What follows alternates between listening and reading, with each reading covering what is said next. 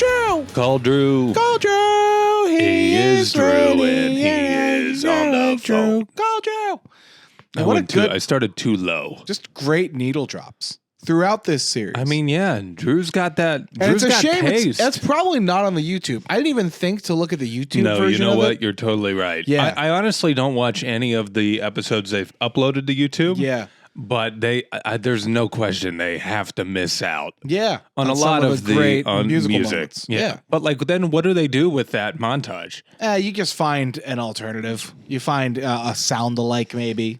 Yeah. Or, That's it's so essential, the sound. That's why I don't think that I don't know. I think about when I used to like making sketches and everything. Sure. Yeah. And such a big part of it the music. Would be, I have a very distinct song that I want to use here. And what was the one for the pancake breakfast murder thing? Oh, Man with the Horn by Al Hurt. And now it's not that's not a song that's nearly as iconic as Blondie Call Me, but like it's still it's just as crucial right for the impact. And it picks up just as much licensing issues on YouTube. Absolutely. So, yeah. I watched this show and I'm like, yeah, I like that. Clearly it's just a guy that's like, that would be Drew. Might be Drew being like, that's a perfect song to just to have in that moment. Throw in here. Yeah. Not thinking about how fucked it's going to be in 30 years. Well, it used to be simpler. That's what I'm saying. Like on TV and like even like before DVDs and shit, like licensing was so much easier. You get it once and maybe like they show it a couple more times and you would just pay per hit. But now it like lives forever and like everybody wants a piece of the pie that they're owed. It's all fucked. It's all fucked. Yeah. We've ruined a good thing. Yeah, everyone should just make art for free and put it out there. Huh? I am very like, I know every year, like, something goes into the public domain. Like, I think more things should go into the public domain. Yeah. But I understand, like, even if this went into the public domain, like, there is other art being used to make the art. So it's like, it's fucked. It is interesting what is going to go. I haven't even thought about that. Yeah. So everything eventually. Drew Carey show will eventually be public domain. Well, but the thing is, like, there are ways around it. Companies like Mickey Mouse is technically in the public domain, but it's like Steamboat Willie. Steamboat Willie. You have to continually use the thing in order for it to not go in the public domain. There's an interesting thing. Betty Boop is in there now. Right. But not... Popeye was in there last year, I think, too. Yeah. I will say, I'm pretty sure there's something with Dick Tracy in the detective. Are you familiar? Not really, no. Okay. I think there's something where there's someone on Turner Classic Movies who every so often will do like a special as Dick Tracy. Yeah. Some old actor, and I can't remember his name, and I cannot find it in a quick Google search that we cut from the audio. But I'm pretty sure... We don't make any cuts here. No, he's lying. No, it's all raw. But I'm pretty sure... they continue to do these like random weird things so that it extends the amount of life it has not in the public domain, so that you can retain the right to the character without it being interesting. Yeah, it's interesting, but yeah, public domain. It's gonna be interesting just going through though all the media that was made, and like sure they might do that, but there is just so much out there. And like, I'm sure maybe it's interesting, maybe it's not for like our grandparents to look at the things that they saw as a kid and like that enters public domain. But I don't know. When we're like another 40, 50 years down the road here, are we going to be like, well? But I will say, I don't think, are people doing cool shit with the public domains? Like, remember when like Pride and Prejudice was in the public domain and they were like, Pride and Prejudice and zombies. Like, and it's like, oh, okay. I mean. Well, it feels like every year now whenever something's going public domain, it's like, oh, there's some AI generated horror movie that they're like, oh, Popeye's a killer or Steamboat Willie's a cannibal or something. What if this was weird and scary? And it's like, I mean, I don't know. So it didn't need to be weird and scary. Yeah. Welcome to Cleveland Rocks, everybody. Yes, your number one public domain podcast. Yes. We're talking about Betty Boop. We're talking about this episode, season 4, episode 23, Betty Boop. Yeah, that's the episode title. No, she's got to have it all. She's got to have it all. It's in the vein of Betty Boop in that it is highly sexual. Yes. Yeah, it's probably the most sexual we've seen in an episode, except maybe the one where they get horny from the green beer. That's a pretty horny episode. That one's pretty high up there. April 7th, 1999. We start at the Warsaw. It's closing time. You don't have to go home, but you can't stay here. You can't stay here. That's the classic line. That's the line line from bartender who, this is not the same bartender as a couple. I'm sorry that just now I'm recognizing these bartenders or like pointing it out, but it is not a consistent actor. No, not at all. They're different people. I think they just cast big guys. Yeah. That's what I'd say. They're all like portly fellas. Yeah, stocky, barrel-chested fella. Yes, yeah. So anyway. He's getting people out. We find out that Lewis, which as a portly man, Lewis is for some reason the bar muscle. He's asking the bartender, he's like, yeah, you want me to get these guys out of here that won't leave? There's one group of boys, looks like college kids hanging around. That won't leave.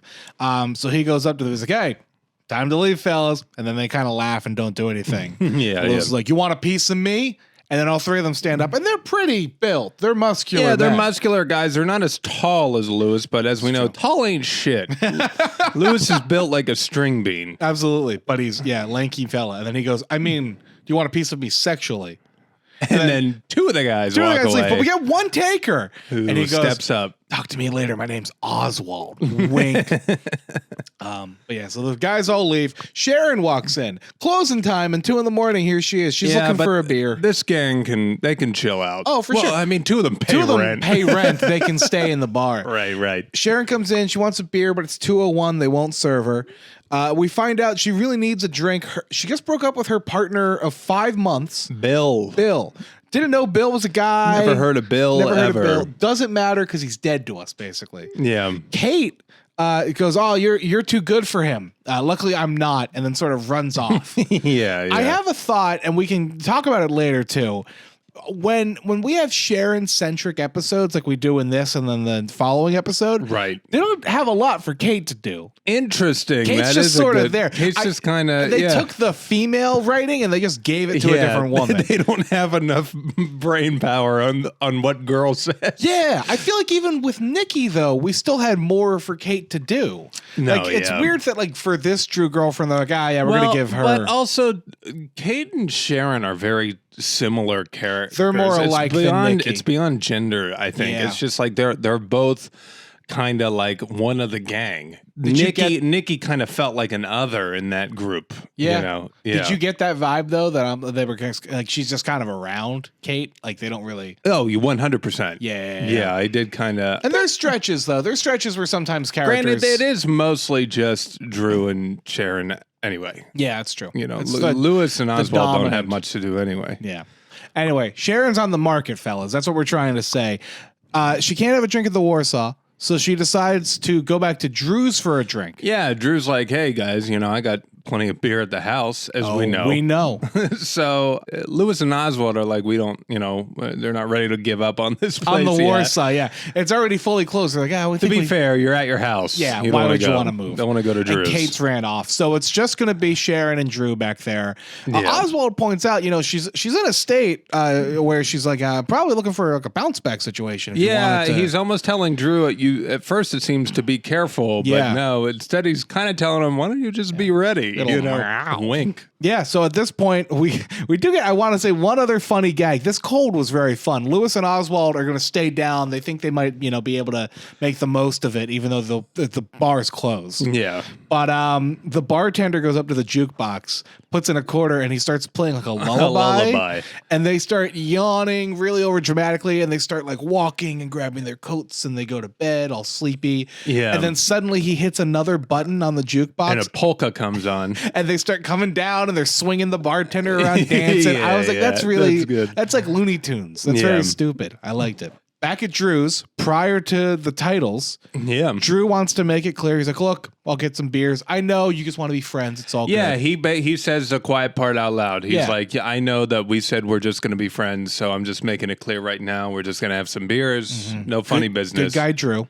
Right away, Sharon goes right in for the kiss. Yeah, rips off his shirt, his overshirt. He's like, I thought the first person to do this would be a paramedic. I had no idea. And that's it. A little spicy action with Sharon and Drew. We're in business, baby. Where was this? When was the first we met Sharon? season? Last season? Or yeah, no. Remember, it was because he was trying to date her with his basement. Or was that this season? He flooded the basement. Yeah, that's what I'm trying to remember. Was it early season 4? Was it season 3? I feel like she's been around a while. I know we say this like every season. I feel like we've been in this season forever. Right. I really feel like I can't remember a time. It is months we basically spend on the season. It's true. I think it was season 3, if I had to guess. Yeah.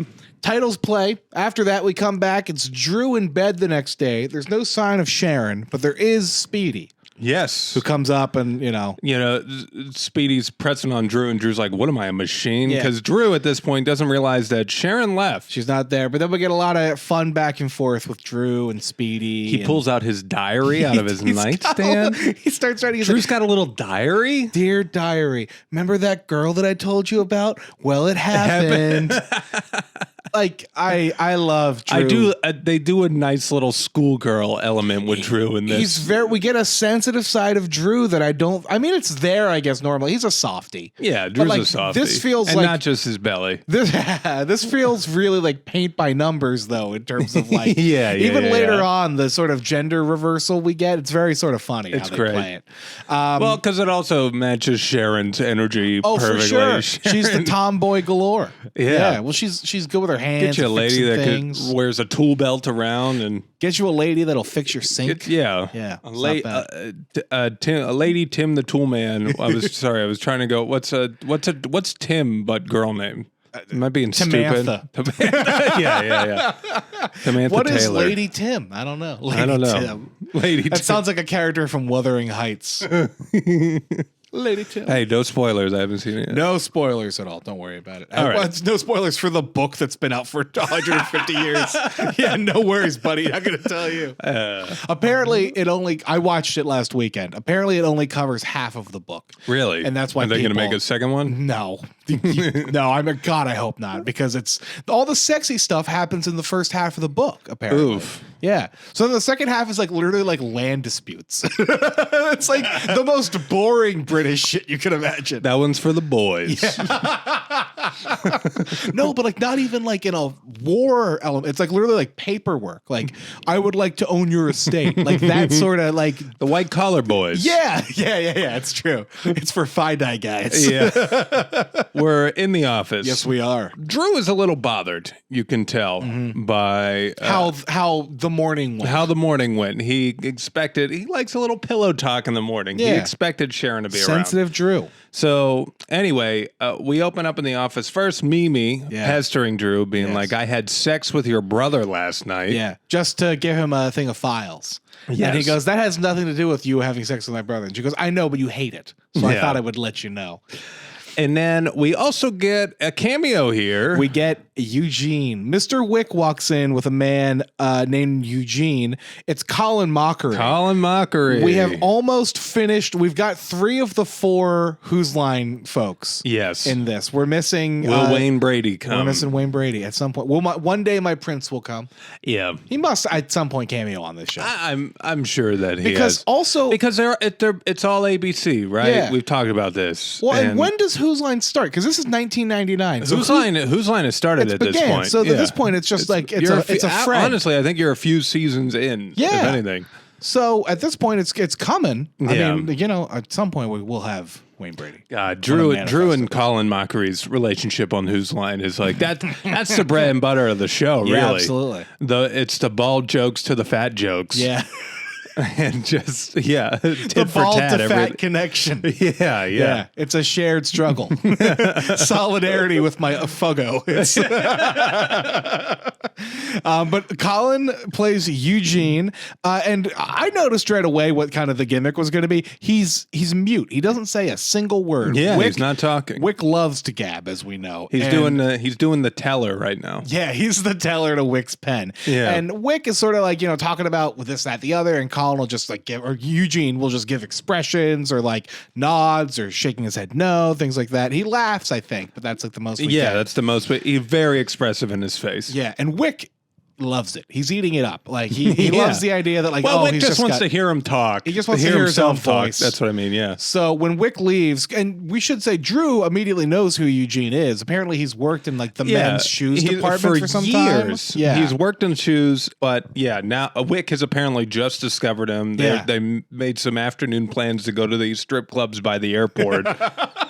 And the best strip clubs in Cleveland. Yeah, so you don't have to stay long in Cleveland, and you don't have to go home, but you can stay here. Actually, you just have to pay. So anyway, Wick goes in to like get his jacket or something, and then that's whenever we kind of break the silence. Yeah, Drew's like, "What's the deal here?" Yeah, why aren't you saying nothing? And he goes, Carey, listen, I've learned. He basically goes, a yapper doesn't get ahead. Yeah, if you don't say anything, you don't say the wrong thing. That's right. That's what he says. And Drew's like, what do you mean? I speak up and I've been in this job for X amount of years. And then another quiet, knowing look from Eugene. Yeah, that's all it takes. Yeah, so that kind of ends there. The gang comes in. They all met Eugene walking in, and they're like, man. Right before that, Mimi has a great quote about her being like, maybe I would do the silent thing, but my voice is so soothing. Oh, yes. Yeah, and she yells across the office like, hey, Sheila, get your stomach fixed or use the John on your own floor. So lady poops. Yes. Lady poops. Anyway, the gang comes in and the last bit about Eugene is they all love him. They're like, I think he's funny. I think he's smart. I think he's sexy.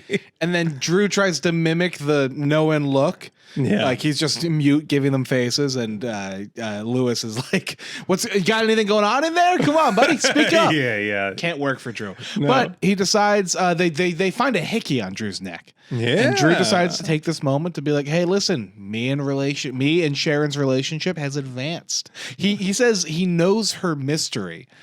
I hate that phrase. I just say what's going on. I know it's, prime time public TV. But knows her mystery. Yeah. I know her mystery. And then I think Lewis follows this up with, I know who done it. It's Drew in the bedroom with a tool or something. There you go. Yeah. Ugh, I don't know. Kate is immediately like, oh, well, this makes sense. I mean, if you're around a guy long enough, you're bound to end up in bed with him. Lewis puts his leg up on the desk. Tries to like mount Drew's desk, essentially. Yeah. And Kate's like, there's no chance in this world. So also Oswald right there. Yeah, well, that's already been established. We've been down that valley. Yeah.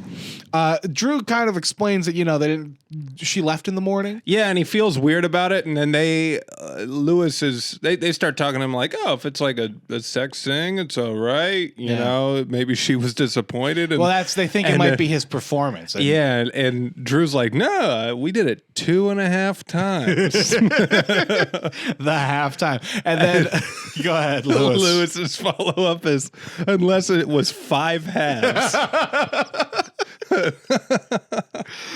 Lewis also says something here about he's like, I hate, it must suck to be disappointed by sex. Luckily it's never been me. It's always been the woman.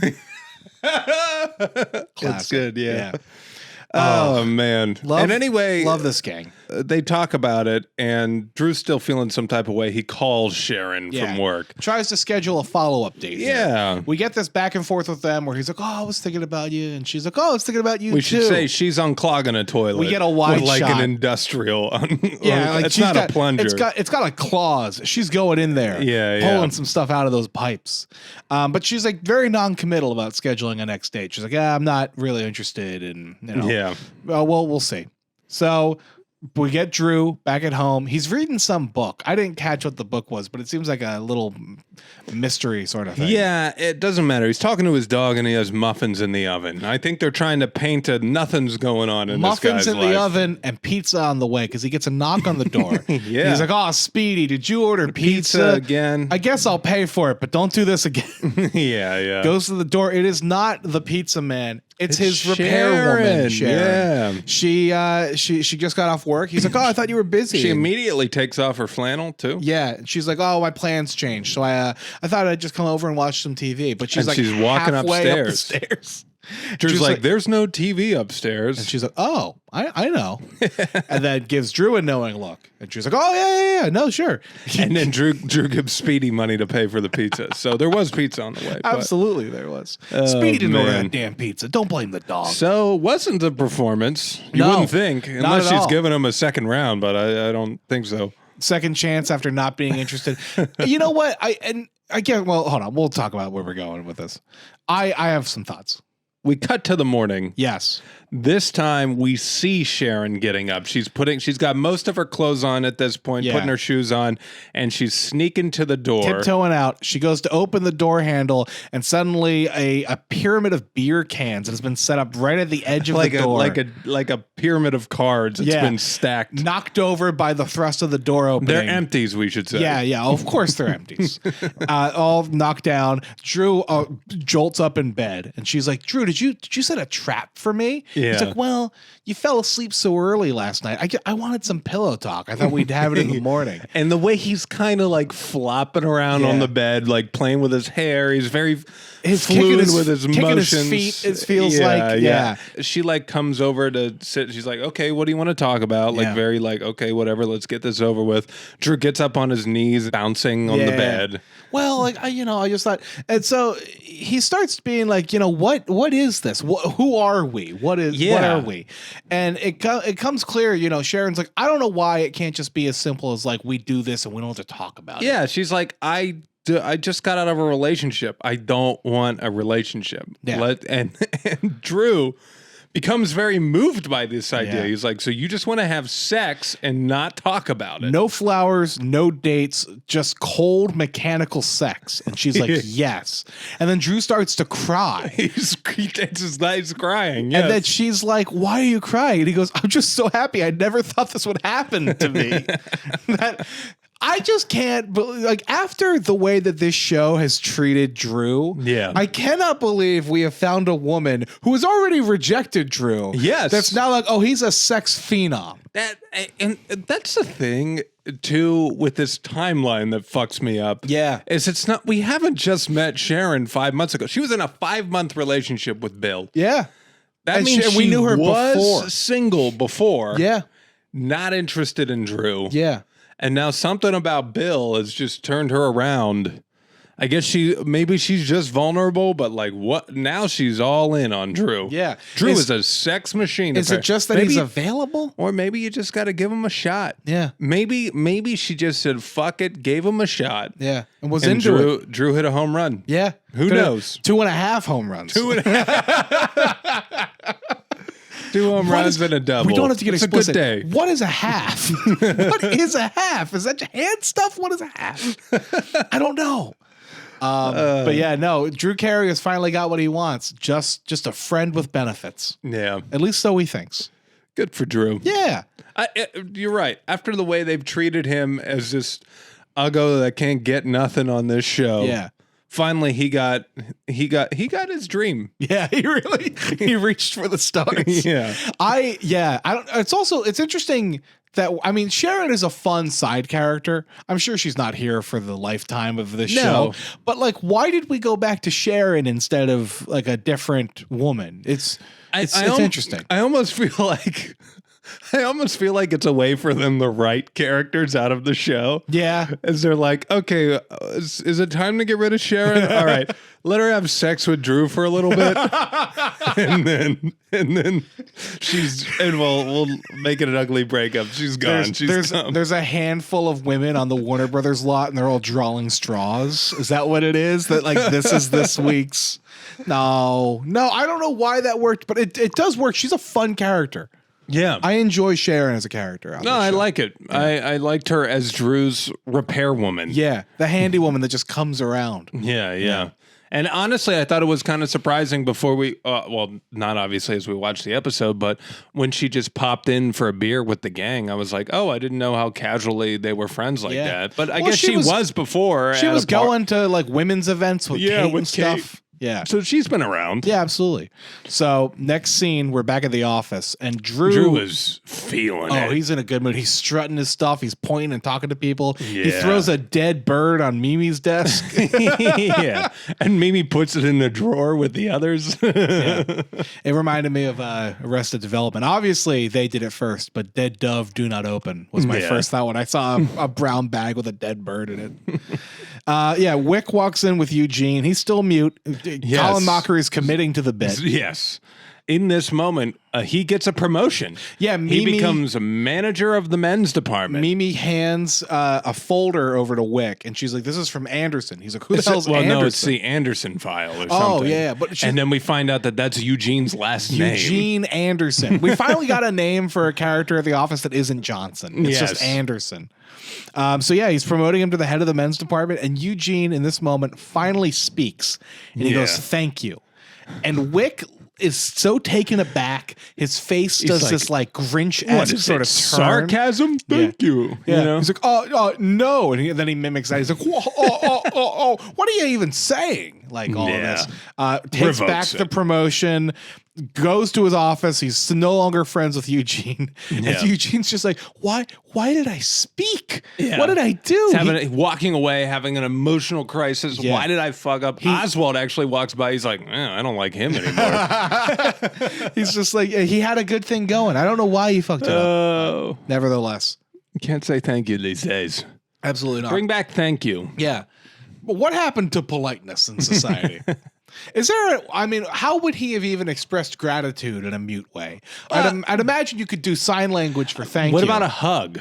Oh, God. Could would you that imagine? have been worse? I think it would have been worse. No, if you just gave him a little, like a quick, like, oh, my God, and then you hug, but not, oh, my God. You can't say, oh, my God. No. You got to go like, it doesn't translate on a podcast. What about a fist bump? Yeah. I don't know. I don't know. Oswald comes in. He's got a package for Mimi. It's fire ants. They're going in Drew's underwear. That's the end of that. That's it. We needed to bring Oswald into the scene. And Drew is explaining this sort of sex situation to Oswald. He's like, we're not dating, but she just wants me whenever she can. Yeah. Oswald just starts to laugh. Oswald does not believe it. No, not at all. But then she calls Drew. Yeah. And they talk about, it seems like doing a quickie at lunch or something at the seedy hotel behind the Ritz-Carlton. Sure. And you don't want to spend the good money. Yeah. Well, they don't do hourly rates at the Ritz-Carlton, I'm sure. But Drew wants Oswald to hear it. So he goes, "Oh, actually, I couldn't hear you. Could you say that again?" It covers the mic piece and hands it to Oswald. Yeah. And we just see like a disbelief face on Oswald's face. Drew is getting laid. Drew has sex. Believe it. We then get a sex montage, which sounds more explicit than it actually is. It's not. It's Drew in different rooms, whether they're his room or hotel rooms. This is where, by the way, Blondie call me. So, yeah. It's Drew putting on different suits and looking nice for his lady. Then she immediately undresses him. Yeah. We get a bunch of different scenes. I do like that his drawer is full of the same identical white shirts. Oh, and sure. Almost all the same identical ties. Yeah, just about. And everything is it's very uniform. Yeah, well, it's like old cartoons. Whenever you notice everyone wears the same shirt, and then once in a while they show their closet, and it's all the same outfit. Yeah. Absolutely. It's very acknowledging funny. It. Again, Looney Tunes. They're cartoons. But anyway, he's also, it's like a scene with him. Like he sets out the red sheets. Yeah. The sexy time sheets. He tries to throw it over the lamp. Yeah. And then it catches fire. And then he's trying to put it out. Yeah. There's a scene, I think that paints a lot of it, where he's at the Warsaw and there's a couple making out at a table. Yeah. And he's waiting at the bar for Sharon. And then Sharon comes in and he like goes to like embrace her. Give her a hug. And she like sort of finishes his beer. Yes. And she just puts her head to the side. A little bit of grab motions ass. to go and then smacks his ass on the way out. A little bit of grab ass on Drew. My favorite by far, though, is she's leaving after having sex one morning and pulls out like what we think is going to be money, and then it's a Milky Way bar and just sets it on Drew's nightstand. Man. Now that's sweet. Yeah. No, but isn't that a beautiful thing? I would love it if when I was having one night stands, if I woke up and there was like a package of Hershey, like Reese's or something right there. Fuck. I don't know what I'd do. I'd call her right back. I'd schedule the next one, man. It's funny. But yeah, that's, we then end this with Drew coming home after one night. Yeah. And Sharon's there. Sharon fixed his sink. And she has, and she's sitting there. She's like, "This is what was clogging it," and it was some like thong or something she was holding up in front of his face. Yeah, like clearly just she's like, "We're gonna have fun with this. Let's get busy right now." Yeah. Drew makes a joke about not being I can put it on, but you're not gonna see it. Yeah. She wants to go at it right away. Yeah, and Drew wants to talk about his day. We find out he had a big day at work. Mrs. Louder liked one of his ideas. She approved an employee credit union. Yeah. Oh, isn't that sexy, baby? Don't you want to hear about my employee credit union? He's so excited to talk about it. Yeah, and she is not. Not at all. She doesn't even want to listen. We get the gender expectation inverse. You know what I mean? But I really enjoy how they play with it. So Sharon's Drew like sits down on the couch. He's like, "Can we, talk about this? Can we talk about my day?" We're instead of just going right into sex. Yeah. And Sharon like kind of sits on the couch and is like, "Yeah, okay, so tell me about it." And Drew's like, "So I was at my desk and I was wearing this tie and I was like, it's a stupid tie and all this." And Sharon's just going, yeah. And he's like, "Are you just gonna your way through this whole thing?" Like, and then she's like, "Come on, no, let's just." And he's like, "You know what? I'm not really feeling in the mood right now anyway." Like he's withholding sex from Sharon as punishment. Yeah. At one point he lies back. He's like, "Do what you want." Yeah. Oh, she's trying to take off his tie. Yeah. Do what you want. So Sharon decides in this moment, she's going to turn Drew on by doing a repair woman striptease, I guess. Yeah. She gets up on the coffee table. She's like playing with the tools, throwing them out, humming a little song. We get some socket wrenches being twirled. It is good. She pulls out the stud finder. Yeah. And she rolls it up Drew. And she's like, "I think I found a stud." It's a fantastic and it gets a nice woo from the audience. Yeah. Is there I know they have the applause sign, but is there a woo? Is there like a sexy time Shit, woo? I meant to hit the applause button, but I hit the woo. Oh, hit the woo I didn't mean to do that. That's a song. I'm not that cool. So they're laughing about it, and Drew is like, I hate to say it, I think this might be more than a physical thing at this point. I think we've stumbled into a relationship if we're both feeling like good about this. Yeah, well, they laughed. Yeah. Well, you said that, and Sharon's like, that's another instance of me doing that, guys. I'm sure you've heard it in the past. Sharon's like, "Oh crap, I bet we look real cute too." Drew's like, "Well, I think we have to acknowledge this might be a relationship." So, they decide right there and then they should go on a first date. Yeah. No more sex. Let's get to know each other. Let's do a real date. Yeah. So Drew's like, well, great. We'll go to the Warsaw. Yeah. Perfect. She's like, I want to go to someplace with a tablecloth, though. So he grabs a tablecloth on the way out. He's just got a tablecloth right on top of his dryer in the kitchen. Yeah.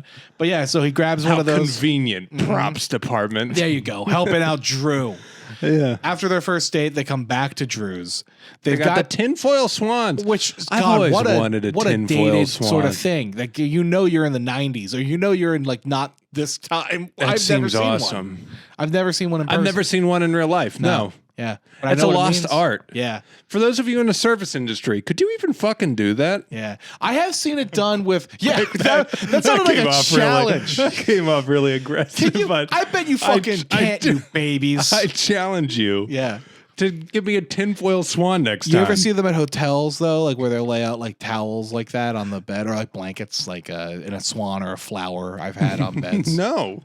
What kind of sexy hotels are you staying in, I'm dude? just staying at the sleazy one behind the Ritz-Carlton. Yeah. And they're doing that shit. I don't know if they're doing that shit. But anyway, they got these swans. It's pointed out, it's actually funny because Drew had no leftovers. So we don't know what's in his. Eventually we find out it's cigarette butts. That's good. But yeah. Sharon won't stay the night. Yeah. This is the new development. On first dates, she doesn't. You know, She she's doesn't not sleep easy. around on the first No. date. Drew's like, but I've seen you do a vault from the nightstand. And she's like, no, if it's gonna be something different than sex, I gotta, be more serious with it. Yeah. So they do have a goodnight kiss. It's a very passionate kiss. This is a very sweet moment. Yeah. Yeah. So, and she's going to leave, and Drew's like, are you going to write about this in your diary? She's like, what am I, a 13-year-old girl? And it ends with Drew goes in and he starts dancing with Speedy about having a new girlfriend. Daddy's got a new girlfriend. And she comes in. Yeah. Forgot her keys. Yes. Drew's like, you had your chance. So that was good. Very sweet, wholesome end to this scene. Yeah. It's I guess show, it's the ep. Yeah. This show's a pick-me-up. You know what I mean? Yes. Like in a very positive way. We were talking beforehand about how we feel overwhelmed by things. Yeah, how there are things in life that sometimes just get you all out of whack. And then for some reason, like something like we this. watched this show and it really clicked. Absolutely. Yeah. Absolutely. The credit scene, we should say, is Wick meeting Eugene at the Warsaw. We got one more taste of Colin here. Yeah. He's staying mute the whole time, and Wick is apologizing, but then he won't say anything, so he's offended by that, and he leaves. And the bartender's like, wait, doesn't he say okay to Wick? He says okay to Wick. Oh, I missed that. Yeah. Oh no. Because Wick comes in, he's like, I want you to be my friend again and everything. And he's like, okay. And then he's turned off and by Wick's that. like, okay. So yeah, it was him talking again. But the bartender's like, what's that guy's problem? He says, beats me. Yeah. And the bartender's like, what's that supposed to mean? And then he takes his beer from him. Yeah.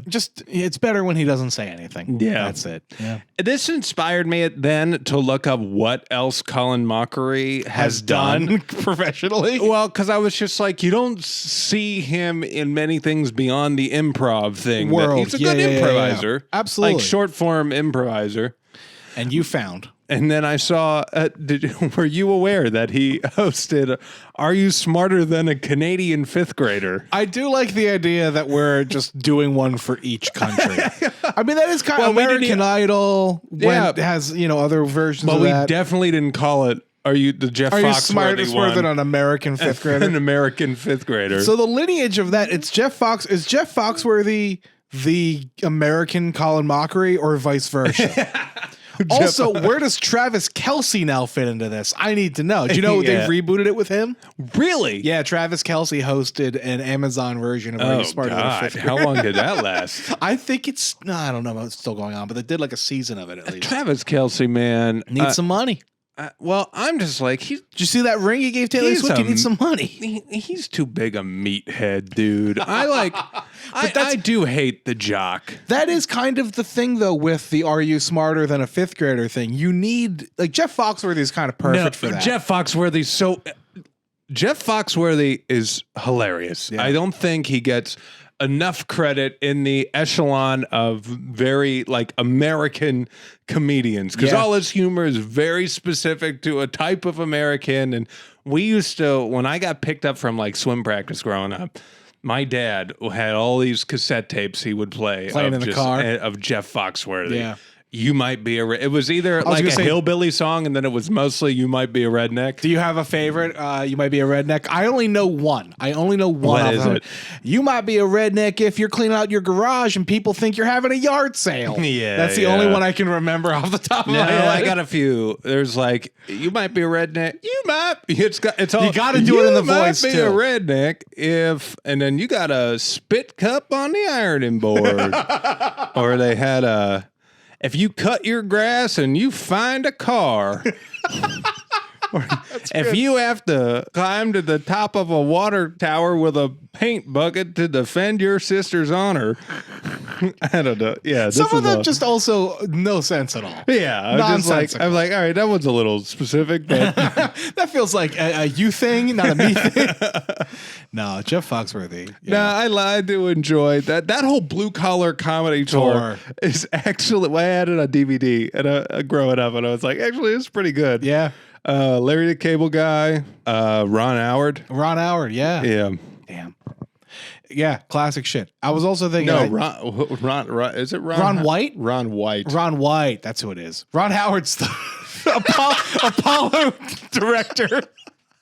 Yeah. Ron Howard from Happy Days. Ron Howard from what's that fucking movie he did when he was a kid? American Graffiti. Oh, sure. Well, what is he in that? Yeah, he's in that as a child actor. That's actually George Lucas, right? Yes, Directed that. yeah. Wrong. That's tough to say. Wrong Ron White. Yeah. The rain in Spain falls plainly on the plain. That's not it. I don't know. I don't know. Saying shit now. Whatever. That's mostly what this. That's what you guys will tune in for us to mess shit up. No, but kind of related to the Drew Carey show. Craig Ferguson was on Dan Soder's podcast this week. Yeah. As of when we're recording this, they talked about not the Drew Carey show, but they did a bit about iconic comedy voices. Yes. They were talking about Leno and how everybody does like, hey, everybody's got a Jay Leno. Yeah. Hey, Jay Brothers. And like, I think.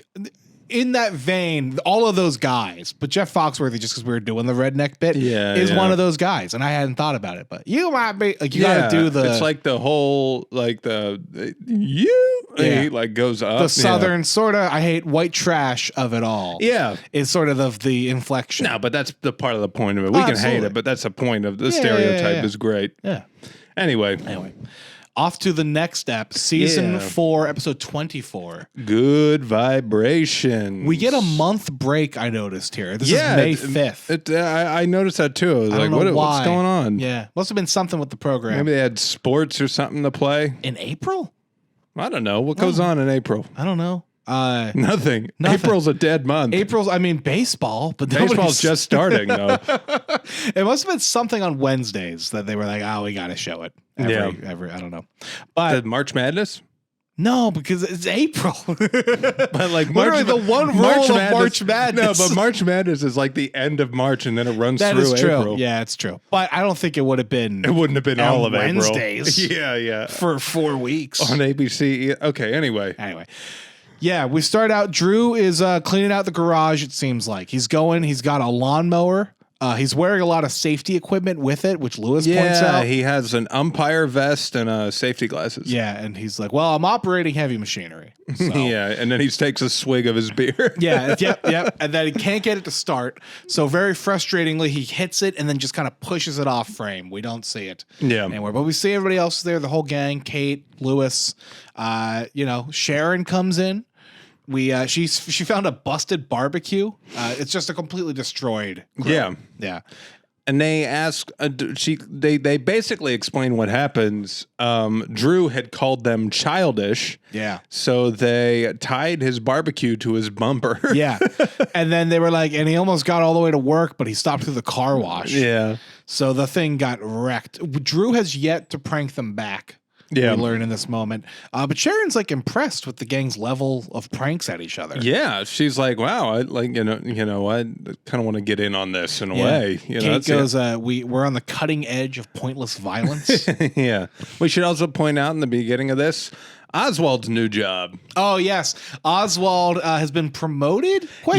He's getting 30 cents more an hour. That is a promotion. To now deliver bad news. They call him the Angel of Death. Every time you have a package that is lost or destroyed beyond repair, he has to let those people know. Yeah. So Christmas gifts, your dad's ashes, I think he said at one point. Right. And all of that, you have to, So it was it was tough gig.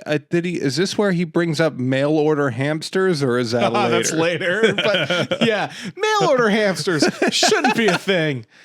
If you're going to do it, you got to have at least some holes in the box. Yeah. Crucially. God. Yeah, I don't know. I've seen those Amazon guys out there. If you could order a hamster on Amazon. Yeah, could you imagine? Can you order pets on Amazon? No, maybe fish. You might be able to order fish. Yeah. I'm not going to look it up right now, but that's pretty fucked up. Because you can order like cars on there now. Yeah. Caskets. It's the new Walmart. It's been there, God. I love the idea of next day ordering a hamster in a giant anvil. And I feel so bad for Amazon guys when I see them just carrying like people who order weights. And I know you've done this and but I've thought about ordering dumbbells and Yeah. I've looked and it'll be like, if I order dumbbells that go up to, I don't know, 70 pounds or 80 pounds. And then you get them in 10-pound increments. So it's not just 270s, it's 260s, it's 250s. Yeah. Like it's just, I feel so bad that they're just like, ugh. A walk up? Fuck, forget that. Yeah, and there's no training for that job. No. As we know. So it's just like they don't have any of these people like going through boot camp to lift heavy packages. They don't even have a bathroom. There's absolutely no. Yeah. And then their medical benefits are probably shit if I had this. So whenever they herniate a disc, it probably is a tough rehab. I would just count that as also it's a gym membership. Yeah. You know, that's how you spin it. Well, wasn't that the whole Nathan for you? Oh, fuck, that was moving the thing? movement. The movement. The movement? Yeah. Yeah. Well, you move other people's furniture as And an it's exercise. I love that show. God. Anyway, Sharon invites Drew to go inside to make some lemonade. And it's Yeah. here we're learning that they're trying to figure out each other's language. yeah, Drew thinks it means have sex, so he pins her against a fridge. Yeah. And starts like taking his shirt off. And then Sharon's literally I was hoping to make some lemonade. To be fair, she also went in and she grabbed beers first, so I was like, this is confusing. I thought we were going to have lemonade, Yeah. but now we're cracking open a cold one. I also think, though, the gang thought that they were going to have sex because Oswald and Lewis sheepishly come in not looking at them, and they go, when you guys are done having sex, could you make some lemonade? Their 1 month anniversary is coming up. Yeah. Well, I guess, and yeah, that makes sense time-wise. It's been a month. It has been a month. So. And they talk about camping out during a meteor shower. That's Camping in the be. backyard. Yeah. And she is more explicit here. She tells Drew, no, that is code for sex. Yes. A camping trip is having sex outside. Yes. In which case, Drew's like, man, my Uncle Bob, no wonder my Uncle Bob called me a tease when I was a kid. And I was like, whoa, Uncle Bob. we got to unpack some shit, Drew. Uncle Forget Bob. a handy woman. You need a therapist, my guy. Yeah. But they want to buy a new barbecue if they're going to do camping. Big move. They want to go in together on a barbecue. On an appliance. On an appliance together. I was like, wow, we have we gone in on an appliance yet?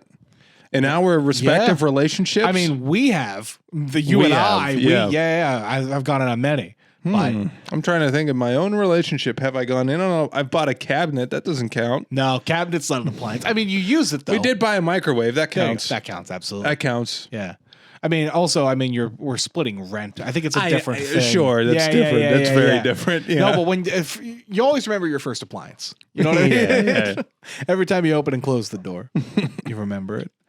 Yeah, so it's a big deal. And then it ends with Drew going, while I have the energy, would you mind helping me drain the old bird bath? Yeah. And this is, again, Drew goes towards the yard. Drew goes outside to go work on the bird bath. Sharon, game, goes towards the bedroom, takes off her shirt. Drew runs back and follows her up the stairs. Yeah. Yeah, that's it. And then we go past the titles. Drew. Drain the old bird. I'm sorry. I'm not done with this. If you know what I mean. Drain the old bird bath. She really thought that was sex, huh? I don't know. Bird bath. Drain is an interesting verb. We have to be honest. Well, drain does all the work, I think. Drain's doing all the work. I don't think bird bath is doing very much here. If it is a bird bath, you got to call your doctor. That's something that your handy woman can't help you with. Yeah, Jesus. Drain is doing a lot of it. Yeah. Anyway, We at go the to Warsaw. At the Warsaw, after the titles. Drew and Kate are pouring hot sauce onto wings. Yeah.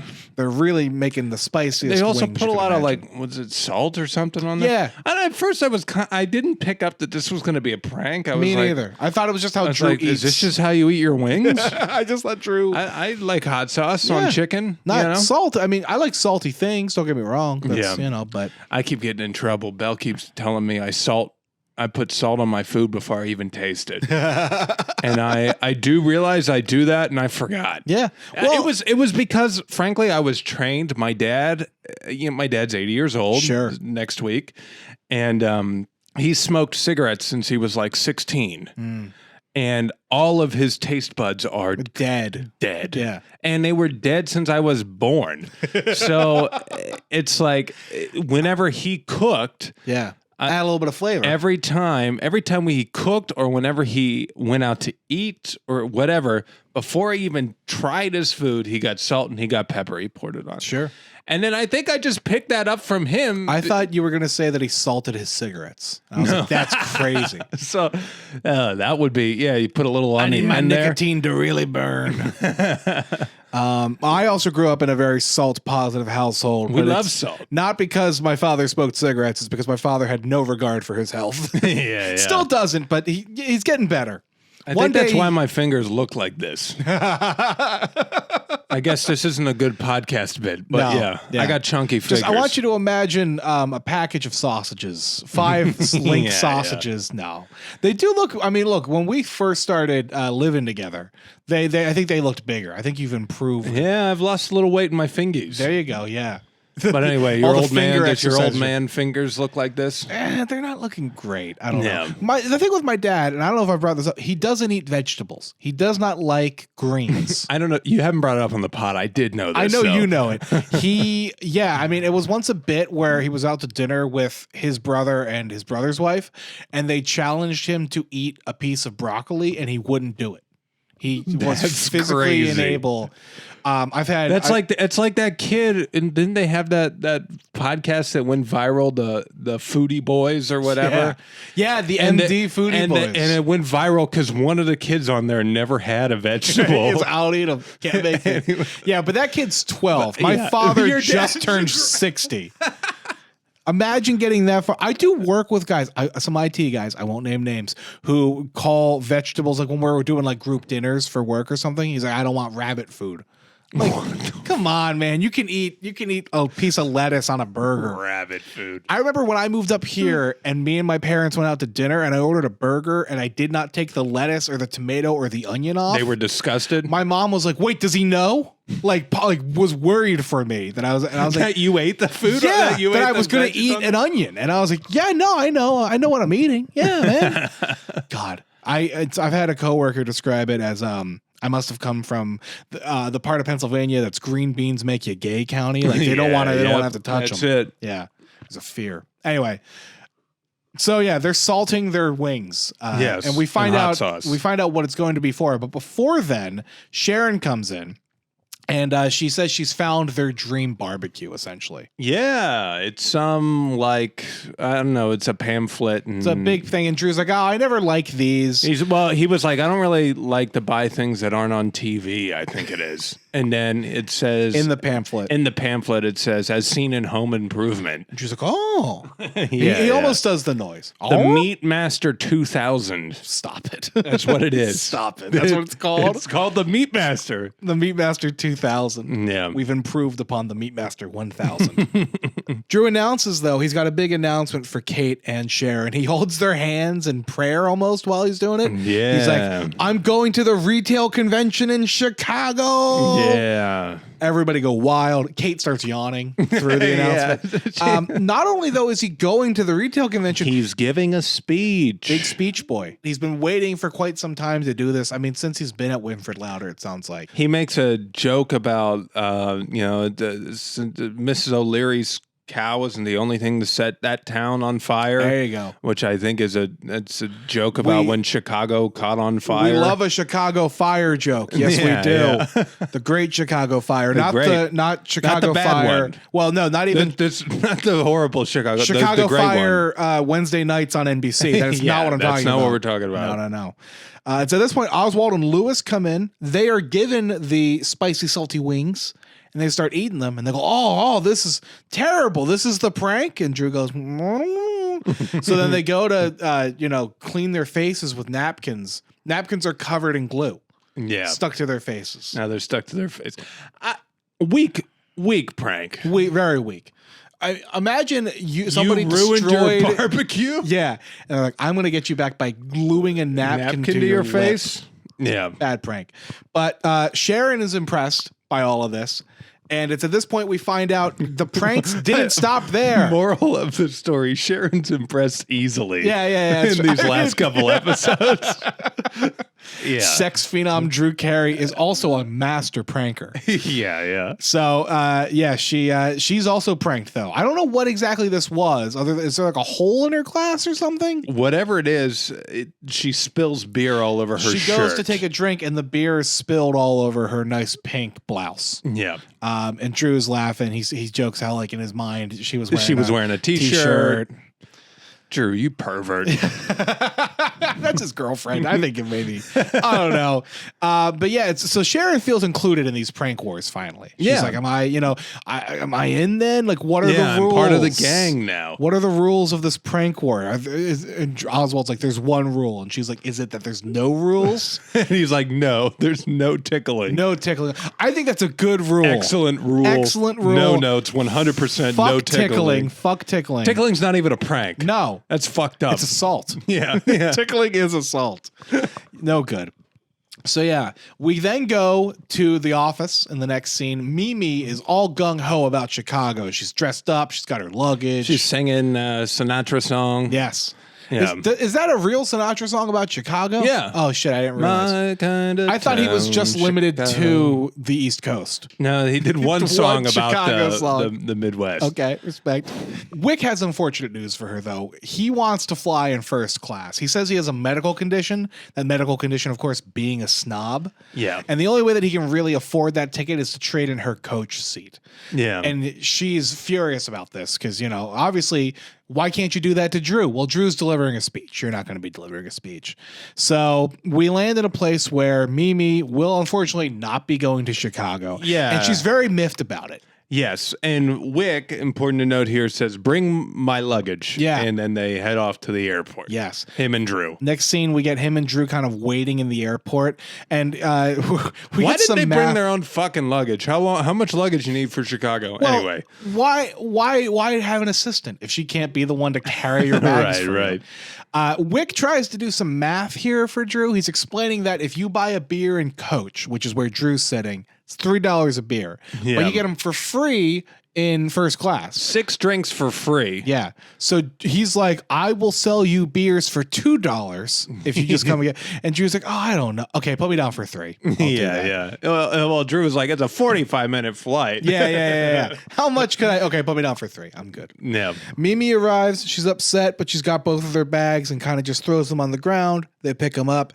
We see Drew here sort of rubbing some elbows. He's, well, Wick's like, look good here, look sharp, because behind you's Saks Fifth Avenue head. We're dealing with all of the big department store people here. Yeah. So Drew makes a joke to the Saks guy about like, oh, is that between 4th Avenue and 6th Avenue? Yeah. And as they're taking their luggage through the carousel, they're going through the security stuff. Very pre 9/11 security, you can tell. Very easy. Yeah. Just go through. No one yelling at you to take off your shoes. Yeah, no laptops and electronics in the bin or the belts off. Did I bring up last year? I went to Disney. Yeah. Remember how they announced like on a random weekday in July? They were like, "Oh yeah, no, you can keep your shoes on when you go through security now." Yeah. That was while I was on my trip. So I was like, fuck, am I going to get to go through? And yeah, I got through the airport. No, I didn't have to take my shoes off. Well, if you just get like TSA PreCheck now, too. I'm not doing all that shit. I did. Yeah. And I will say, here's my problem with it. Everyone has fucking TSA PreCheck now. Yeah, well, that's the thing. So like now those lines are long, and now they have another level where you have to go get clear, which is now it'll just scan your face and you can walk right through like you're not hiding anything in your butt. Don't like like it's actually crazy. And then everyone's going to sign up for clear, and then they're going to do the next step where in addition to a face scan, you also give a rectal scan. Right. Because then all the butt stuff people are fucked. Sir, sit down. It's just like a photocopier. Yeah. Anyway, it is it's crazy. Yeah. The line, we came back from Vegas after Thanksgiving this last year. Sure. And we got to the line for TSA PreCheck, and it was all the way to like the end of the airport. I mean, I'm talking it was like easily a 45-minute wait. And then at that point, I walked in and I was like, no way. I'll see what the general line is. To be fair, that line was also egregious. Sure. Probably took longer because people had to take their, shit off or laptops out, whatever. Yeah. But couldn't have been that big a difference. Yeah. I mean, it's the line is insane now. Yeah. And now you just need to get clear, which is like some people, hundreds of dollars. Some people have told me because people sign up for TSA Pre or Clear or whatever, the general line's actually shorter because other people are just going there. Well, I was a long time holdout. Belle had, you guys all know Belle now. She had TSA PreCheck, and she was like, "You got to get it, you got to get it, you got it." And I was so proud because we would come back from like LAX, and I would get through the line just as fast as her, if not maybe 30 seconds to a minute behind her. Yeah. Every second counted in this to make sure that I was proven right. Yeah. It's all about being proven right. Yes. and it actually wasn't so bad. Yeah. I did end up caving though, because eventually it did get annoying on like the overseas travel that we did. Sure. But yeah. Anyway, it's a very lax security here. They're making jokes as they go through, and Drew's about to leave, but he's stopped by a security woman who goes, "Excuse me, sir, is this your bag?" He goes, "Oh yeah, it's me." They unzip it, and we never see what is in the bag. I love that we never see it, but it's apparently. Dear listener, it's like Jaws never seeing the shark. It just builds suspense. Dear listener, I'm here to tell you, Drew Carey has an XXL dildo, vibrating dildo in his security luggage. She calls it a marital aid. Yes, very professional. Nobody ever calls it a dildo. No. It's all a bunch of different names for it. A sex toy. Yes. Marital aid's very fun. Did you get the name of it? I didn't wr't down what it's the Rough Rider pleasure wand. You know how they're spelling rough. They're spelling it like a dog, dude. Isn't that what the kid asked for in Christmas Story? With his tongue stuck to the pole. The Rough Rider pleasure wand. You'll poke your eye out, kid. Anyway, all of these Saks Fifth Avenue people are now watching Drew have to explain those are my socks and that's my underwear, and I really wish it wasn't that close to my toothbrush, but it's all right here. So Drew can't. They're asking him to turn it on. He can't leave until he turns it on, like a laptop or anything else. He has to turn on the appliance, and Drew. It's not his, so he has no idea how to turn it on. At this point, there's an old white man who also works for TSA, Norman, who leans over to the woman and starts whispering into her ear. And then she goes, "My associate Norman has informed me you press the button at the base and then twist the head counterclockwise." So Drew goes to do that, and then the thing the whole bag is now vibrating. The Saks people are so turned off. They're like, "Actually, don't visit us while you're here." Yeah. You know what? We might be busy when also, ew. I think they go at one point. They say also ew. And then he can't figure out how to turn it off. Yeah. And then Drew's like, "Hey, Norman, a little help?" And Norman's just, "I don't know." I like the idea that man turns it on and it never turns off. You know what I mean? Yeah. Grandpa, what are you doing? Oh man! So yeah, Drew has made a whole scene. Drew has made a whole scene in front of all. He's made a mockery of himself. The people coming, and I think in this moment we also get a Mimi. Like he's immediately on to Mimi as the culprit. Yeah, of course, she dropped the bags off. Why wouldn't she be responsible for it? So we cut to the convention. We're now at the convention. We're at the convention hall. Yes, and Wick is introducing Drew. Wick is like, "Retail Convention 1999. Like it's a rock and roll show. Yeah. Everybody's excited though. Introduces Drew for his speech. Yes.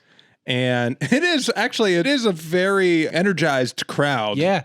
They're all excited. But Drew walks up and somebody immediately goes, "Oh, that's the guy from the airport." And everybody starts laughing. Yeah. Apparently, retailers get around. They all talk to each other. Yeah. So everybody's aware of Drew Carey and the giant marital aid. Yeah. And Drew starts his speech. And it's about getting off your butt and riding a rocket to the top. It's objectively about self-motivation, but at this point, self-motivation can mean something very different. Yeah. Everyone's laughing at hanging on every single word that he says. We've all experienced the discomfort of internal reorganization. Yes. Laugh line. Jobs once being done by people are being performed by machines. And then there's an issue with the mic. Yeah, there's some static feedback. And Wick's like, get a room, you two. So even Wick's piling on. Just, can't help his own boy. Yeah. Drew ends it with like, oh, you people don't want to give me an inch, do you? Why would you say inch, Drew? Come on, Don't Drew. you know? Yeah, crowd erupts and he goes, I'm done with this. And he leaves out the door. Yeah, Drew has been... Drew really burned the house down with this one, honestly, though. He's got to, at some point, Drew... You just got to embrace it, man. I would love it if Drew Carey, the sitcom character, one day decided to pursue stand-up comedy. Yeah. Like his actual self. No, yeah, because he would have killed as a stand-up comic here. But unfortunately, he thinks he's ruined his career. Yeah. So we go back to the office. We're back at Winford Louder Drew now. walks in post trip to Chicago. Well, first, Oswald is yes, delivering bad news to Miss Louder in his new role, the Angel of Death. He comes up and he's here to talk about her 3 porcelain dolls. Yes, and she's she immediately knows what happened. Well, she's all excited, and then he starts reading from the letter. He's yes, like, we regret to inform you, and she goes, oh. It's like, which doll was it? Yeah. And he was like, all 3 have been destroyed. I'm so sorry for your loss. The only thing was the certificate of authenticity, which is pretty burned, to be honest. There's like burn holes in it. So, but yeah, so Oswald is there. We see Mimi interact with Drew. Yes, Drew comes in, and Drew is immediately. This is like the most pissed we've seen Drew in a while. Yeah. He's like, you really outdone yourself with this one. You can embarrass me in front of my friends or whomever, but all of China. Yes. Yeah, but when it comes to retailers, that's when I'm starting to get angry. Right. So Mimi obviously has found out about the story and has brought him a couple of gifts, a bunch of D-cell batteries to make sure that puppy keeps going. Yeah, but she does say she didn't do it. She's like, well, it wasn't me. And he's like, yeah, well, I don't know who else it is, but we'll see what the board thinks about this. Yes. Drew's already working overtime. Drew's going to be a Karen here. Yeah. Drew's ready to really take this all the way to the top. I love Karen Drew. If he had that haircut, I'd like to speak to your manager. Yeah, he really did. God. Yeah, so Drew then goes up, presumably to the boardroom. Yeah, he's going to storm right into the boardroom. But in the meantime, the gang Lewis, Kate, and Sharon come in. And new gang. Well, we lost Oswald. He's busy working. Yeah. But Sharon goes, oh, did Drew come back? And Lewis is like, yeah, we heard. Was there any buzz about his trip? And Mimi puts together, oh, they did this. Yes, you guys did this. And specifically, she's pissed. Sharon did it, we learned. Yeah. It's her first prank. Well, and Kate is familiar with the wand. I guess she gave the consumer guide issue. Yeah, you don't want to buy 2 of those things. So they bought it and they placed it there, and it was all they're doing. And Mimi's like, he's about to go get me fired and all this stuff, and she's like, I'm gonna make sure that you're punished in the worst possible. Wait, are you already sleeping with Drew? And she goes, yeah. And he goes, never mind. Can't think of a worse punishment than that. So we cut to the boardroom now. Yes. Drew's walking in, and he's got the bag. He's got the same suitcase, the duffel bag he was carrying. Interrupts Wick's speech. Wick was about to debrief on how the convention went. Mrs. Louder goes, well, make it quick, Carey. You scare me when you're out of your box. That was pretty good. He's like, basically like, I think we have grounds to terminate Mimi Bobek. I've put up with a lot from her, but this is it. Yeah. And then he walks around the table, and they get to a perfect camera position. 3 people blocking the view of the table. And there's a big thud on the table. He dumps out the bag, the pleasure wand, onto the table. Yes. And everyone covers it. And they're all staring. The faces we can see are staring wide-eyed. They're just confused, amazed. Disbelief. The sheer size of this thing. At this time, we get a phone call to the boardroom, and Wick picks it up. He has a quick voice break. Boardroom. Yeah. He's stunned. And it's Sharon on the other end. She's And urgently calling Drew. Wick says, Carey, it's your other girlfriend. Oh, yeah. She says it's urgent. Yeah, she basically explains to him, I guess. We don't hear it, but it was me. It wasn't Mimi. And he goes, why would I be mad? Hangs up and he goes, well, I never mind. I guess there's nothing. I'm going to go to the cafeteria. We're out of sweet and low. Well, I'm just taking some of these. Mrs. Lauder goes, well, I'm confused. Are you filing a complaint against Borbeck because of this big electric toothbrush here? And then Wick hands her glasses and she puts it on and goes, oh my God. So back down into the office now. Yeah. Mimi's looking for an apology. Yeah.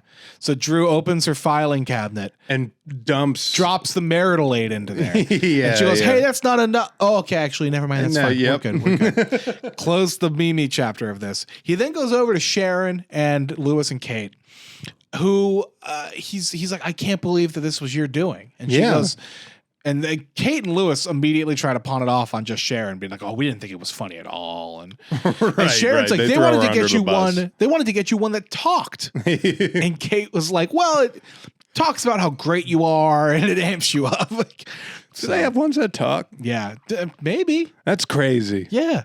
Whose voice is that? Well, this is a bad comparison. You notice the toothbrushes that sing? Have you ever heard of those? Tooth Tunes. Yes. I used to have one. What song did you have the Tooth Tunes It for? was Get Your Head in the Game from High School Musical. And it's exactly 2 minutes, right? That's the whole thing? Yeah, but what I found out how to cheat it as a kid.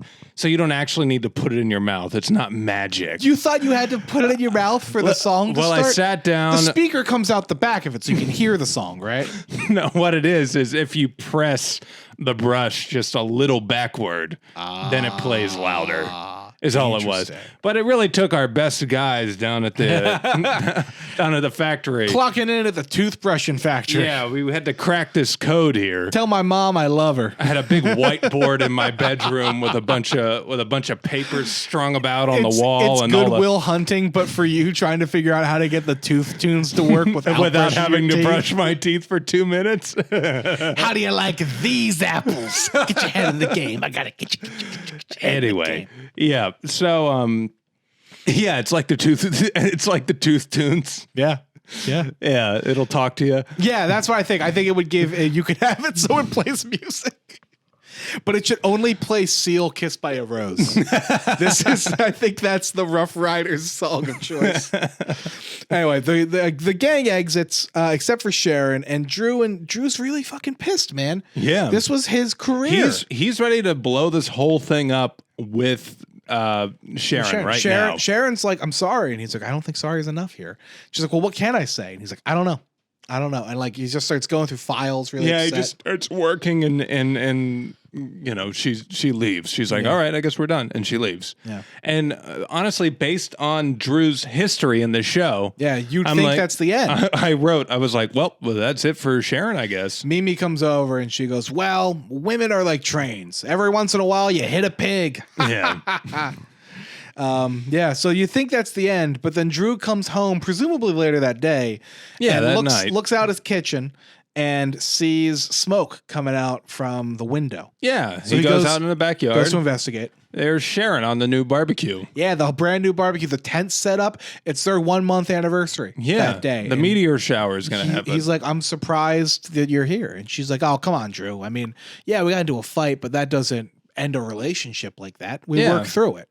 And Drew was like, I've never been in an argument that big, and it didn't end it. Yeah. I was fully expecting to come home and cry into whatever underwear you left at the house. Yeah. So, which, by the way, again, gross. Yeah. Drew, you're being a little bit of a pervert. Come on. I hope they're clean. I hope they're not. You're going to get pink eye with this. Anyway. But yeah, Drew. So it's at this point, they kiss and make up. And, Drew, they see a shooting star, I think, from the meteor shower. And they ask each other what they wished for. And Drew goes, well, what did you wish for? And Sharon goes, I wish that you'd stop being such a big baby. And Drew goes, I wish that you'd have an ounce of sensitivity. And then Sharon's like, you want to see sensitivity? Get in the tent. Get in the tent. Drew gets down in the tent, which Well, granted, okay, when I was a kid, we would set a tent up in the backyard, sometimes the living room, and we'd just play Nintendo and sit in the tent in the living room. Yeah. But sleeping in a tent when you got your bed at the house, I mean, that's a rough. Yeah. Let alone having sex in the tent in your backyard. But Drew gets in the tent, Yeah. and then we just hear a big buzzing. Yes, we hear it sounds very similar to the Rough Rider. Yeah. 2000 was it? What was it? Yes, 2000. Rough Rider 2000. So, yeah, and that's where we end this. The credit scene is Lewis, Kate, and Oswald fucking around with the security people, the TSA folk. They're trying to put different bags in. Oswald ends up going through himself. Yeah, asking if he has any cavities. Yeah. Just stupid little Lewis fun. had an egg. He was asking them about his child. He asked, how far along is my child? Yeah. And the woman goes, you are an odd man. Yes, that is the understatement of the year, man. You should watch the Drug Co. episode. Wait till you find out where he works. So, yeah, that's a wrap on these 2 eps, though. Yeah. Again, we're hitting a stride here. Season 4. We've only Everything's good. got 3 more episodes of season 4. Yeah. Can you believe we're almost there? That is Onto another wild. season of the Onto show. another season. Oh, I don't know when Season exactly, 5. because if it's 9 seasons, 233, I have to do the math on it, but I think we're getting to halfway through this show, dude.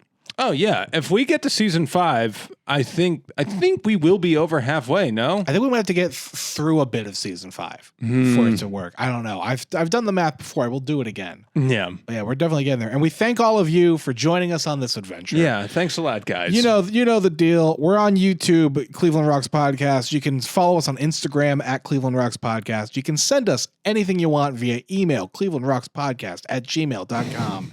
Please, no weird vibrator stories. Yes, Don't I say don't need that. any of that. We'll just say that right now. Any of that. But we appreciate you for listening, and we'll catch you in the next And one. if you know what, we'll turn them into the police if it's too weird. We'll find your municipality, Yeah. and we'll let them know. All right. Thanks for listening. Later. Bye.